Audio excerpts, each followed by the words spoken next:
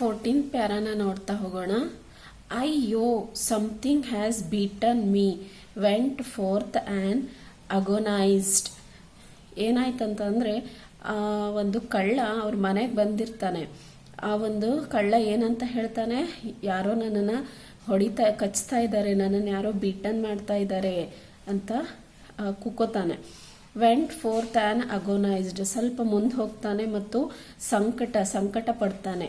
ಥಂಡರಿಂಗ್ CRY, ಒಂಥರ ಗುಡುಗುಟ್ಟುವಂತಹ ಒಂದು ಕೂಗನ್ನು ಕೂಗ್ತಾನೆ ಜೋರಾಗಿ. And was followed by a heavy tumbling, ಹಾಗೆ ಸ್ವಲ್ಪ ಮುಂದೆ ಹೋಗ್ತಾನೆ, ಅವನಿಗೆ ಏನಾಗುತ್ತೆ, ಕಾಲು ಎಡವುತ್ತೆ. ಆ್ಯಂಡ್ ಫಾಲಿಂಗ್ ಎಮಿಡ್ಸ್ಟ್ ಫರ್ನಿಚರ್, ಏನಾಗ್ತಾನೆ ಅವನು, ಆ ಒಂದು ಫರ್ನಿಚರ್ ಇರುತ್ತೆ, ಫರ್ನಿಚರಿನ ಮಧ್ಯದಲ್ಲಿ ಫಾಲ್ ಆಗ್ತಾನೆ, ಬಿದ್ದುಬಿಡ್ತಾನೆ. In a moment father cook and a servant came in carrying light. ಅಷ್ಟೇ ಸ್ವಲ್ಪ ಹೊತ್ತಿನಲ್ಲೇ ಅವರ ತಂದೆ ಮತ್ತು ಕುಕ್ ಅಂದರೆ ಅಡುಗೆ ಮಾಡೋರು ಮತ್ತು ಸರ್ವೆಂಟ್ ಸೇವಕರು ಏನು ಮಾಡ್ತಾರೆ, ಲೈಟನ್ನು ತಗೊಂಡು ಬರ್ತಾರೆ. And all three of them fell on the burglar who lay amidst the furniture with a bleeding ankle. ಆ ತಕ್ಷಣಕ್ಕೆ ಏನಾಗುತ್ತೆ ಅಂತ ಅಂದರೆ ಅವ್ರು ಮೂವರು ಕೂಡ ಆ ಒಂದು ಬರ್ಗ್ಲರ್ ಅಂತ ಅಂದರೆ ಕಳ್ಳನ ಮೈ ಮೇಲೆ ಬಿದ್ದುಬಿಡ್ತಾರೆ. ಅವನ ಹತ್ರ ಏನಾಗ್ತಾರೆ, ಫಾಲ್ ಆಗಿಬಿಡ್ತಾರೆ, ಬಿದ್ದುಬಿಡ್ತಾರೆ. ಹೂ ಲೇ ಅಮಿಡ್ಸ್ ದ ಫರ್ನಿಚರ್, ಯಾರು ಆ ಒಂದು ಫರ್ನಿಚರ್ ಹತ್ರ ಬಿದ್ದಿರ್ತಾರಲ್ಲ ಮಧ್ಯದಲ್ಲಿ, ಅವರ ಮೈ ಮೇಲೆ ಬೀಳ್ತಾರೆ. ವಿತ್ ಬ್ಲೀಡಿಂಗ್ ಆ್ಯಂಕಲ್, ಹೇಗೆ ಅಂತ ಅಂದರೆ ಅವನ ಕಾಲಿಗೆ ಪಾದದಲ್ಲಿ ಬ್ಲಡ್ ಬರ್ತಾ ಇರುತ್ತೆ. 15th ಪ್ಯಾರಾನ ನೋಡೋಣ. Congratulations were showered on Swami next day ಏನಾಗುತ್ತೆ ಅಂತಂದರೆ ಎಲ್ಲರೂ ಕೂಡ ಸ್ವಾಮಿಗೆ ಕಂಗ್ರ್ಯಾಚುಲೇಷನ್, ಧನ್ಯವಾದದ ಒಂದು ಸುರಿಮಳೆಯನ್ನು ಸುರಿಸ್ತಾರೆ. His classmates looked at him with respect, ಅವನ ಕ್ಲಾಸ್ಮೇಟ್ಸ್ ಏನು ಮಾಡ್ತಾನೆ, ಅವನಿಗೆ ತುಂಬಾ ರೆಸ್ಪೆಕ್ಟ್ನಿಂದ ನೋಡ್ತಾರೆ. And his teacher patted his back, ಅವನ ಟೀಚರ್ ಏನು ಮಾಡ್ತಾನೆ, ಅವನ ಬೆನ್ನನ್ನು ತಟ್ತಾರೆ. The head master said that he was a true scout, head master ಏನು ಹೇಳ್ತಾರೆ ಅವನಿಗೆ, ನೀನೊಬ್ಬ ಟ್ರೂ ಸ್ಕೌಟ್ ಅಂತ ಅಂದರೆ ಒಬ್ಬ ನಿಜವಾದಂತಹ ಒಂದು ಸಮಾಜ ಸೇವಕ ಅಂತ ಹೇಳ್ತಾರೆ. ಯಾಕೆ ಅಂತಂದರೆ Swami had beaten into the flesh of one of the most notorious house breakers of the district. ಏನು ಮಾಡಿರ್ತಾನೆ ಸ್ವಾಮಿ, ಯಾರ ಒಂದು ಮಾಂಸವನ್ನು ಕಚ್ಚಿರ್ತಾನೆ, ಈ ಒಂದು ಮೋಸ್ಟ್ ನೊಟೋರಿಯಸ್, ತುಂಬ ಕೆಟ್ಟ ಕೆಲಸ ಮಾಡುವಂಥ ಹೌಸ್ ಬ್ರೇಕರ್, ಮನೆ ಒಡಕನು, ಆ ಒಂದು ಡಿಸ್ಟ್ರಿಕ್ಕಿನ ಮನೆ ಒಡಕನನ್ನು ಅವನೇನು ಮಾಡಿರ್ತಾನೆ, ಕಚ್ಚಿರ್ತಾನೆ. And the police were grateful to him for it, ಇದಕ್ಕೆ ಪೊಲೀಸರು ಏನು ಮಾಡ್ತಾರೆ, ಅವನಿಗೆ ಗ್ರೇಟ್ಫುಲ್, ಧನ್ಯವಾದವನ್ನು ತಿಳಿಸ್ತಾರೆ. 16th ಪ್ಯಾರಾನ ನೋಡೋಣ. The inspector said why don't you join the police when you are grown up. Inspector ಏನು ಹೇಳ್ತಾರೆ ಅಂತ ಅಂದರೆ, ನೀನು ಯಾಕೆ ದೊಡ್ಡವನಾದ ನಂತರ ಪೊಲೀಸ್ ಜಾಯಿನ್ ಆಗಬಾರ್ದು ಅಂತ ಹೇಳ್ತಾರೆ.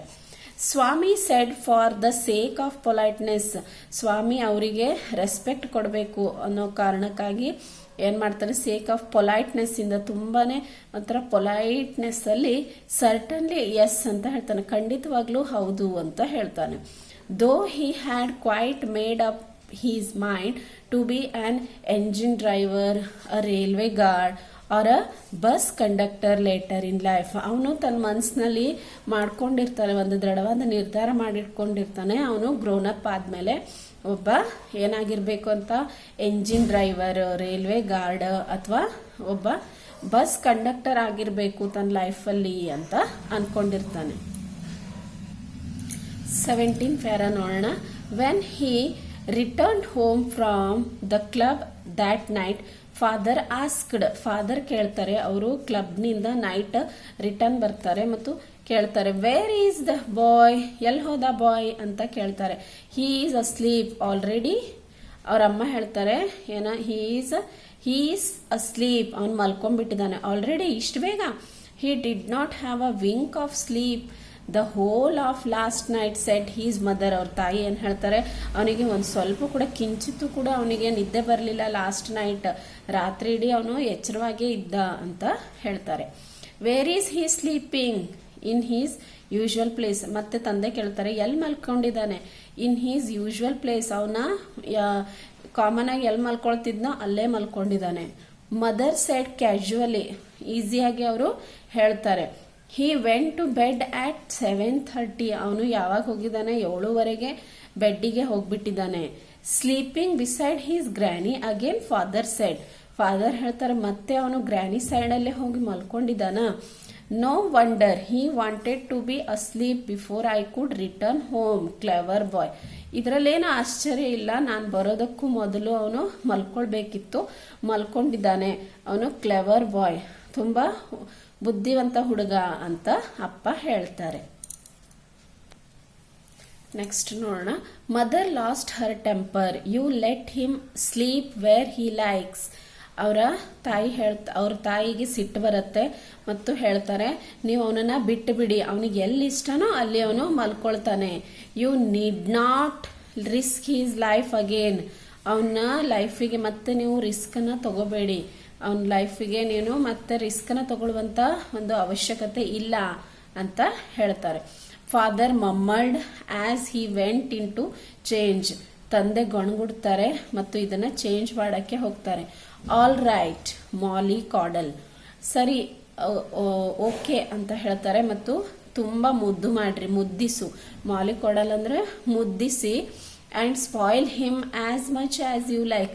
ಅವನ ಲೈಫನ್ನ ಹಾಳು ಮಾಡ್ರಿ, ನಿಮ್ಗೆ ಹೆಂಗೆ ಇಷ್ಟ ಆಗುತ್ತೋ ಆ ರೀತಿ ಅವನನ್ನ ಹಾಳು ಮಾಡ್ರಿ ಅಂತ ಹೇಳ್ತಾರೆ. Only don't blame me afterwards. ಅದ ನಂತರ ಮಾತ್ರ ನನಗೆ ಏನು ಮಾಡಬಾರ್ದು, ನೀವು ಬ್ಲೇಮ್ ಮಾಡಬೇಡಿ ಅಂತ ತಾಯಿಗೆ ಹೇಳ್ತಾರೆ. Swami following the whole conversation from under the blanket. Swami ಏನ್ ಮಾಡ್ತಾನೆ, ಇವೆಲ್ಲ ಕಾನ್ವರ್ಸೇಷನ್ ಅನ್ನ ಬ್ಲ್ಯಾಂಕೆಟಿನ ಒಳಗಡೆಯಿಂದನೇ ಕೇಳ್ತಾ ಇರ್ತಾನೆ. Felt tremendously relieved to hear that his father was giving him up. ಇದನ್ನೆಲ್ಲ ಕೇಳಿದ ನಂತರ ಅವನಿಗೆ ಏನ್ ಅನ್ಸುತ್ತೆ ಅಂದ್ರೆ ತುಂಬಾನೇ ಒಂಥರ ಥಂಡ ಮನಸ್ಸಿಗೆ ಶಾಂತ.